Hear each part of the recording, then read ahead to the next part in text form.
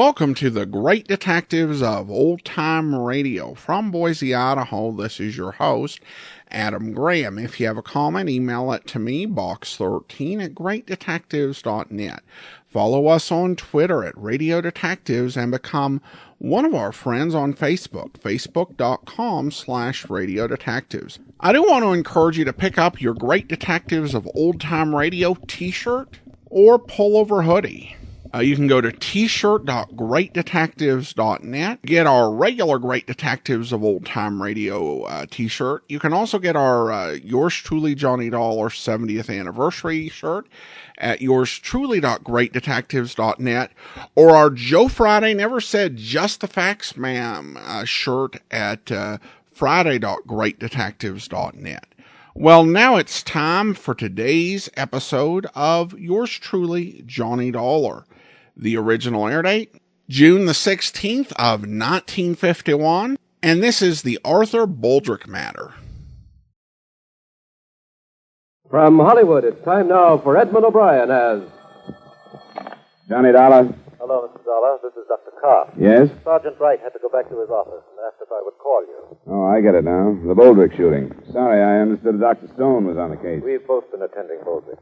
What's his condition now, Doctor? He's improved some, but he'll be lucky to live. We gave him 3 blood transfusions this afternoon, and this evening he regained consciousness. Was Sergeant Wright there at that time? Yes. What did Boldrick say? Did he say who shot him? No, he wouldn't talk about it. Said he didn't remember, but he was lucid when he arrived. Oh. When do you think I can see him? Well, that's why I called, Mr. Dollar. You can see him this evening. Sergeant Wright hopes that since you aren't a police officer, perhaps Boldrick will talk to you. Well, I can try. I'll be there in about 45 minutes.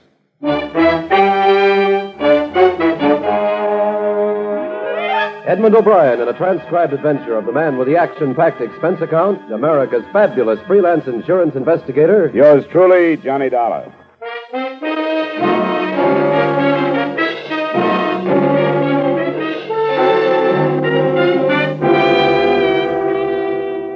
Expense account submitted by Special Investigator Johnny Dollar to Home Office, Corinthian All Risk Insurance Company, Hartford, Connecticut. The following is an accounting of expenditures during my investigation of the Arthur Boldrick matter. Expense account item 1, $2.30 cab fare from my apartment to the emergency hospital.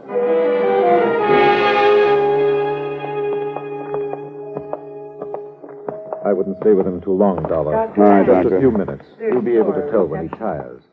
This is the room. Well, Boldrick, how are you feeling now? I don't know. You're coming along fine. This is Mr. Dollar. He represents your insurance company. Hello, Boldrick.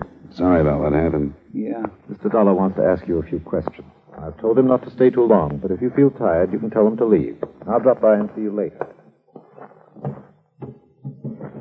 You think I'm going to die? Is that why you're here? Oh, of course not. Doctor told me you were out of danger. I've just got some routine questions to ask you. You say it was a man that shot you? Yeah. Somebody I never saw before, that I can remember. But I don't know what happened. You remember where you were when you were shot? It was in the backyard near the garage. I was right by the garage door, and this guy come around from the alley, and What did he say to you? he was after the car keys. I had them in my hand. He made a grab for me. He said, "Give me those keys," or something like that. And I gave him a push, and that's when he shot me. After then, I didn't even know he had a gun. You didn't see it when he asked for the keys? No, if I'd have saw it, he could have had the keys. I don't fight no man with a gun. What did he look like? Well, that's one of the things I don't remember too good. It happened so fast. He was wearing like overalls or something. What color? Well, blue. It seems like only faded. Could have been shirt and pants too. It was awful fast. There he was, and then it happened. What else about him? That's about all. I think he was sort of dark, but I don't think I'd even know him for sure if I saw him again. Maybe I would. Maybe you'll remember more if you try. I will. I figure this guy, whoever he was in trouble or something, and he just needed a car in a hurry. But he didn't take the keys. Well, I figured he lost his nerve. Wilma come running out when she heard the noise. Will Wheeler from next door. This guy was gone when they got to me. Well, I won't bother you any longer, Boldrick. You will help find this man if you'll think about it as much as you can and try to remember what he looked like. Don't worry, I will. Hey, mister, do you think they'll let my wife come to see me tonight? I'd sure like to see her. I don't know. But I'll ask Dr. Karff on the way out. I'll see you later, Boulder.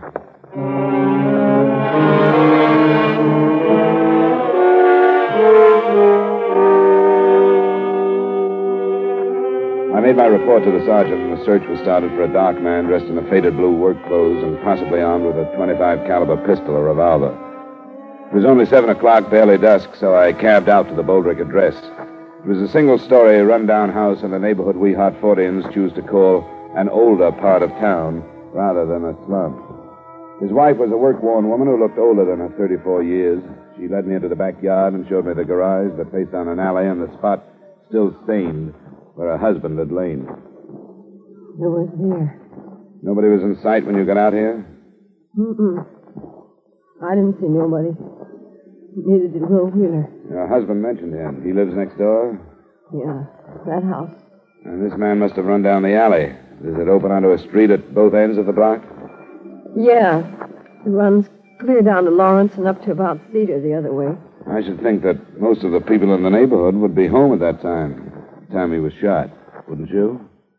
I should think so, yeah. And the police will probably find somebody who saw this man running down the alley. I think somebody saw him. But most people...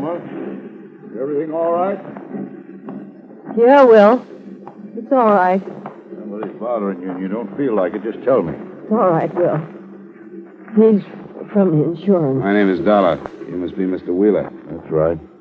I don't think nobody ought to be bothering Velma in the middle of all this trouble. I wanted to meet her and ask a few questions. That's all. I'm through. All right, then go on in the house, Velma. Try and get some rest. If it's all right, then. Sure, Mrs. Boulder. Thanks very much. All right. I guess I couldn't help very much. This has got her in pretty bad shape, finding art like that. And then they won't let her go and see him. How is he, do you know? Pretty bad. I saw him a little while ago. Was he making sense? Seemed to be. Before the ambulance picked him up, he was kind of off. All he could say was some guy shot him, that he didn't know.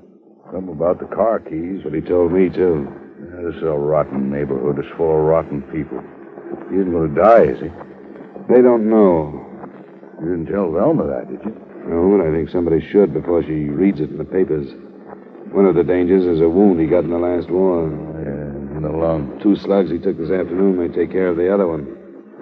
Oh. I didn't think it was as bad as that. I guess I'd better tell her. I've been a friend of Art's for a long time. Well, I'll see you later, Mr. Dollar.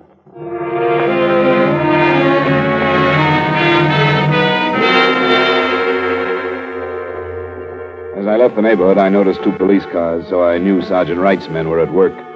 I was in his office a little later when 2 of the men brought a witness in. This is Mr. Dollar, Mrs. Cole. How do you do? Mrs. Cole? It was nice of you to come in. I thought it was my duty. The other policeman wanted to know if I was in my backyard near the alley when there was that shooting, and I was. How far from the Boldrick house do you live, Mrs. Cole? Well, there's 2 houses between theirs and where I live. Those policemen told me they were looking for somebody who saw a man running down the alley. I've got a garden out back, and that's where I was when I heard the shots. I didn't see no man running, but I saw a car come from that way. Which way do you live from the Boldricks, Mrs. Cole? Down from them. South, that is. And did you recognize this car? No, I didn't. I didn't see the man in it either, but it came from that way. Did you see anybody else in the alley at the time? No. At first, after I saw the car, I thought it was backfired. But then when I heard about the trouble, I remembered the car. Well, we're glad you did, Mrs. Cole. Was the car traveling fast or slow, would you say? Oh, about medium, I'd say. They can't go too fast in the alley on account of the chuck holes. What color was it? Tan or brown. I don't know much about what kind it could be. I think you could call it a sedan. Anything else, Dollar? Not right now. The officers you came in with will want to ask you a few more questions, and then they'll drive you home, Mrs. Cole. No. I want to thank you very much. Well, I hope I've been some help. Good night, Mrs. Cole. Good night. Nothing fits, Dollar. 3 witnesses on the other side of Boldrick's place swear they would have seen anybody running in the alley at that time. And this one says she saw a car leaving. Oh, it's still early. I guess we'd better phone the hospital, find out if we can see him, huh? Yeah. Yep. I'll put out an alarm on a brown or tan sedan, and then I'll call.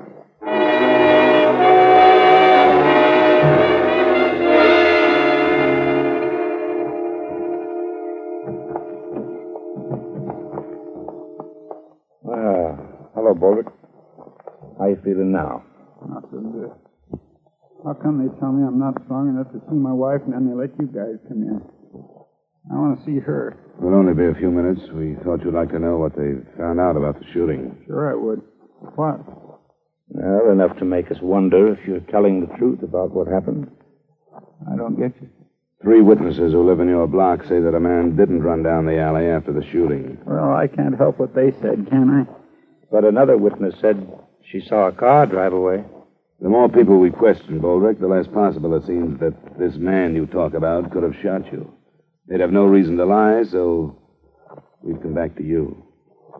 You haven't been telling the truth, have you? Why should I do anything else? What about this car that drove away? I didn't see any car. I don't know anything about it. Now, look, you've been evasive about this from the beginning. You told me you couldn't remember, but you had time to think before Dollar got here. And you gave him the story about this man. We think you're protecting whoever shot you, Boldrick. That's crazy. We want you to tell us who it was. I can't tell you. I don't know. You won't tell us who was in the car? Leave me alone. All right, Boldrick. If you want to protect whoever tried to kill you, I guess it's your business. But we'll learn who it was. Wait a minute. I deserve to get it. That don't make any difference to you, but it does to me. I don't want to hurt anybody anymore. That's why I won't tell you. Now, take it easy, Boldrick. There was only one way to stop me from hurting people. What were you doing? My ex-wife. You were still seeing her? I guess there was only one way to stop me. I was hurting her husband, my wife, and my friend. Was her husband in the car, Boldrick? I think we better call the doctor. Was her husband in the car? Yes, but I don't want to hurt him anymore. Maybe we shouldn't have questioned him, huh? I'll call Dr. Carter.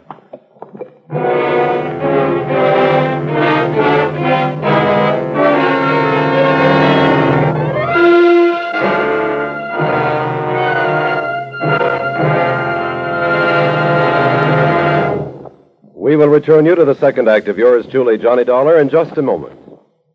Johnny Dollar's listening fans will want to make a special note of Johnny's time change, beginning this coming Wednesday, June 20th, over most of these same CBS stations. Follow yours truly, Johnny Dollar, on his San Francisco search for a missing medico, a puzzling case Johnny calls the Malcolm Wish matter. Enjoy it when you hear yours truly, Johnny Dollar, moving to Wednesday nights on CBS, starting on the 20th, next Wednesday. And now with our star, Edmund O'Brien, we return you to the second act of yours truly, Johnny Dollar.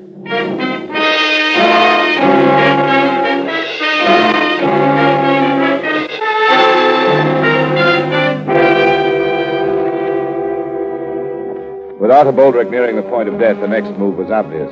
To bring in the man he had accused and arrange a formal identification and accusation. Sergeant Wright called 2 other officers to stand by the hospital and, in case we were too slow, get a deathbed statement. Then Wright and I left. The dying man's first wife, Anna, had married a man named Thomas Hood. We found their house in a slightly more desirable neighborhood, but not too far from where the Boldricks lived. Yes? Are you Mrs. Hood? Yes. Here you are. Here you are. Police. Is your husband at home? No, he's out of town. What's the matter? I think we'd better come in and talk to you then. What do you want with me? We want to talk to you about Arthur Boldrick. What did he do? He was shot this afternoon.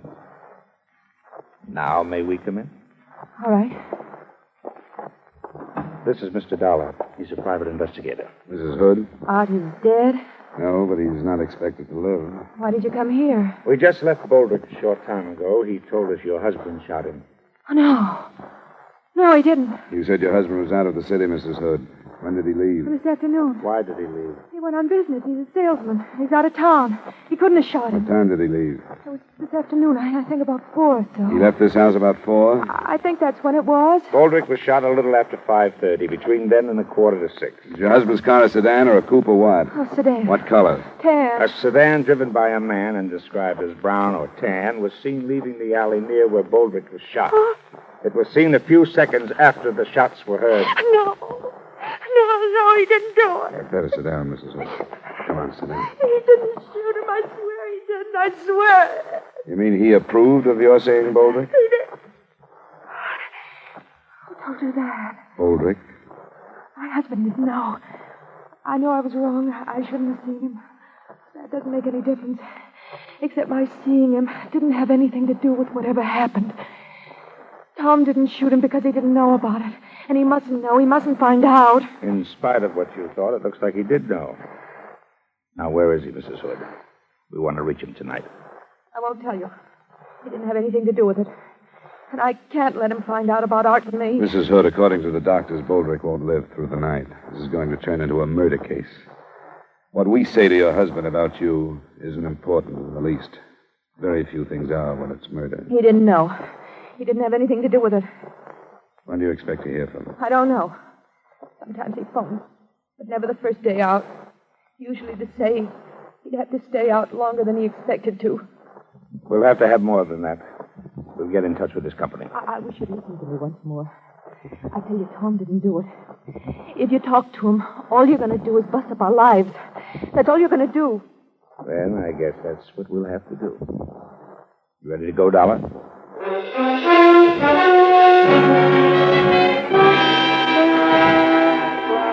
the time we got back to the hospital, Arthur Boldrick was dead. He had made a deathbed statement and again had named Thomas Hood as the man who had shot him. While Sergeant Wright went to work on locating him, I stopped by the Boldrick house. It was the next-door neighbor, Will Wheeler, who... I got a lot of drinks down there, and she finally went to sleep. I don't know what kind of shape she'd be in if you woke her up. I won't bother her then. Her husband died about an hour ago. Oh. Well, I sort of knew, I guess, after I talked to you this afternoon. Poor old Art. Sure going to miss him. He had a lot of faults. Everybody knew about those, I guess, but there were a lot of good things about him, too. Hardly anybody knew about them. Was there any more on the guy that killed him? He changed his story. He finally told us Tom Hood had shot him. Tom Hood? Anna's husband? Yeah. Well, I don't get it. What? Well, he's holding to one story and then changing it. The first one didn't hold up. The police could find plenty of people who would have seen a man running away, but nobody that did. But a woman saw a car that checked with the one Hood drives. I guess you knew about Boldrick and his ex-wife. Yeah, I still don't see why he told the first story and then changed it. I don't either. He said he deserved to get shot, that he'd hurt a lot of people, and there was no other way to stop him. He said he didn't want to hurt Hood anymore. And that's why he didn't say it was him. That's what I mean about the bad side of him and the good side. Did his wife know about Anna? I'm not sure. Cinch, I never talked to her. Oh, you think he told that first story to keep her from finding out? It could be. The police will call her in the morning. When she hears about it, tell her there are some insurance papers for her to sign, will you? I'll leave them now.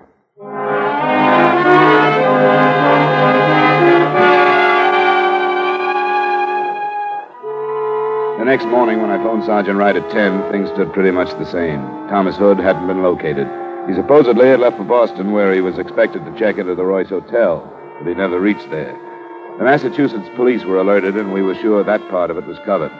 I got to Wright's office at 10:45, and at 11:30 we were thrown a curve. My name is Mantell. I read in the paper this morning about the shooting out north yesterday. Well? My friend said I was a fool for coming in to see you, but I work on radio repairs, and I delivered a set to some people in the next block that afternoon. What time did you deliver it, Mr. Mandel? About 5:30, a little after. I read how some woman saw a tan sedan going down that alley, and you were looking for it. Well, I'm pretty sure that was mine. You drove through the alley? Yeah, I did. You're sure of the time? You can ask the people who own the set. Their name is Olster in the next block. And you followed the alley through the next block? Yes, I did. The same way that dame said. Did you hear the shots? No, but I think I know why. That alley is bumpy, and I got a few loose bolts in that car. It's pretty noisy. But the car that dame spotted was mine. I'm sure of that. Well, Thanks, Mr. Mandel. That's very interesting information. It was interesting, especially in the face of Boldrick's deathbed statement. As far as we could see, Mr. Mandel had no reason to lie. Sergeant Wright and I went back over everything we had. When we'd finished, there were only a few points from which to start the investigation again.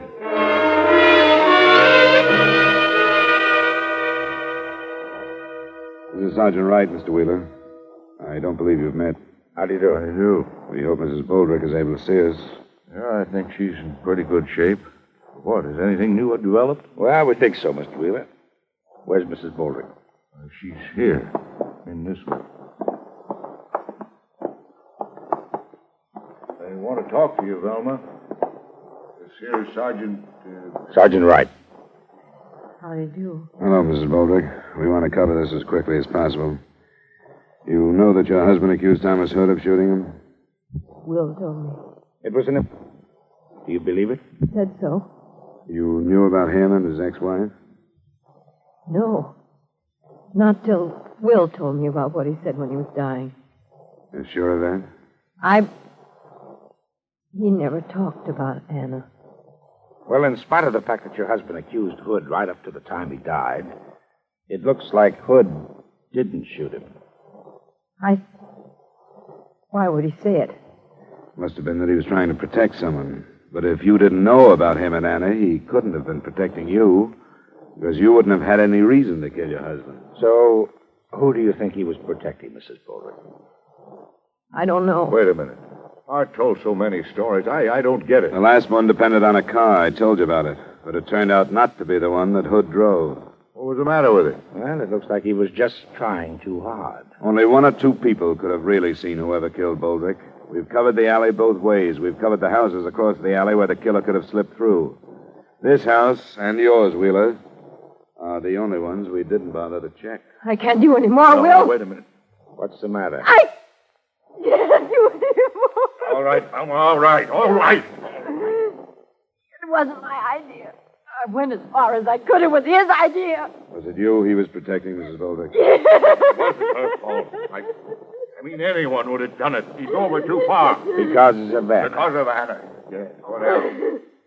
She's as much to blame. Art couldn't stay away from her, but she could have made him, and yesterday, with her husband out of town, it reached a peak. We all knew it would someday. You seem to know quite a bit about it, Wheeler. Yeah. I'm in it, too. I lied along with Art. It's not Will's fault. He did it because he was a friend. He didn't lie. He just... I killed Art. That's what's important, isn't it? Yes, it is, Mrs. Boldrick. He was going to see her. He even told me. And I couldn't help what I did. I followed him out and shot him. But I'm sorry. I'm sorry I killed him.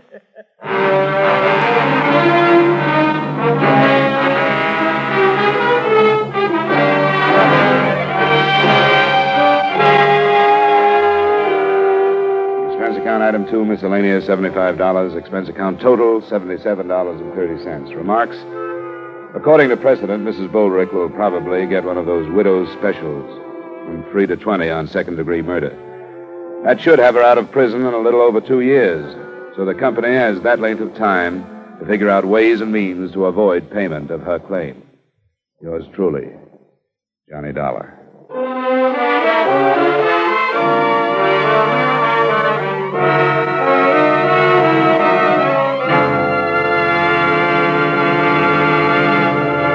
Beginning next week, yours truly, Johnny Dollar, will be heard on Wednesday at 9 o'clock Eastern Daylight Saving Time. Consult your papers for the time change in your area. Yours truly, Johnny Dollar, stars Edmund O'Brien in the title role and is written by Gil Dowd with music by Wilbur Hatch. Edmund O'Brien can soon be seen in the Paramount Pictures production, Warpath.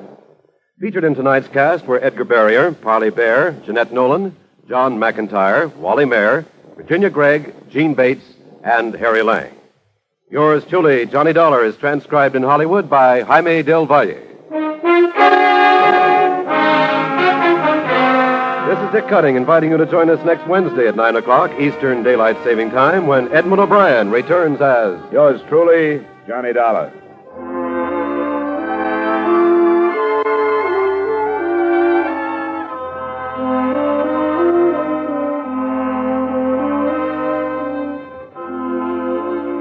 Here is a really novel crime-busting switch. Instead of chercher la femme, it takes a femme to do the detective work on tonight's action-packed Gangbusters Manhunt on most of these same CBS stations. In this fast-paced Gangbusters chase, it takes a lady detective to trap a shrewd safe-cracking trio when her male counterparts fail to get the evidence. And now, stay tuned for 5 minutes of the latest news.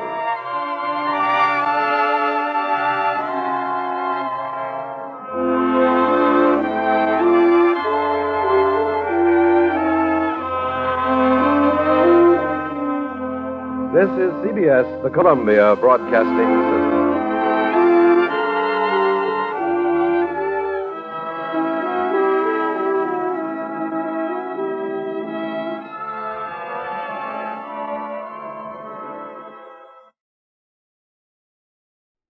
Welcome back. You know, I can't help but feel like Johnny and his policeman friend really leaned too much on the victim's statement in conducting the investigation, which is kind of why they got led astray.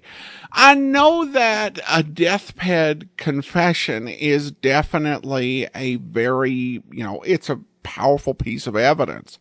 But I think in his case, it just, what he was saying didn't make sense. That he would go to such pains to protect the husband of his ex-wife, who he still had a thing for, really probably merited more credulity. It was also interesting to hear how they portrayed the police dealing with, whether to release information that could have a negative impact on people's lives.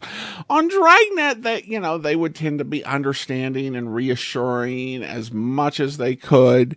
But here, the police officer's like, well, I guess we're just gonna have to ruin your life if that's what happens. The Gangbusters episode that was teased in the commercials, that really interested me. And I was like, I wonder if that episode by any chance exists.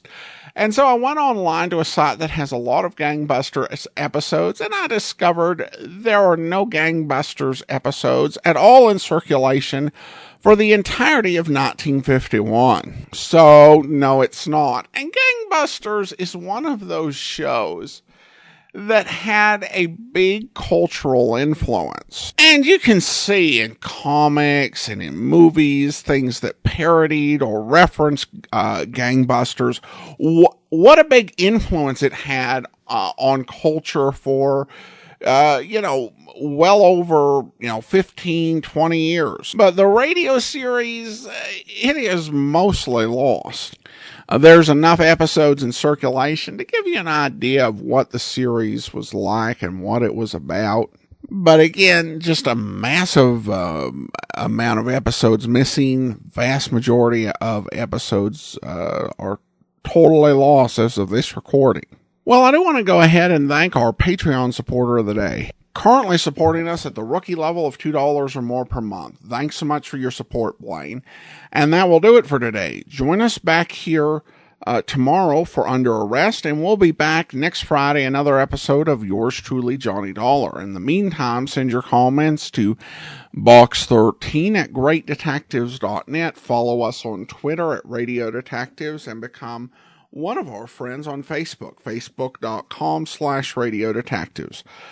From Boise, Idaho, this is your host, Adam Graham, signing off.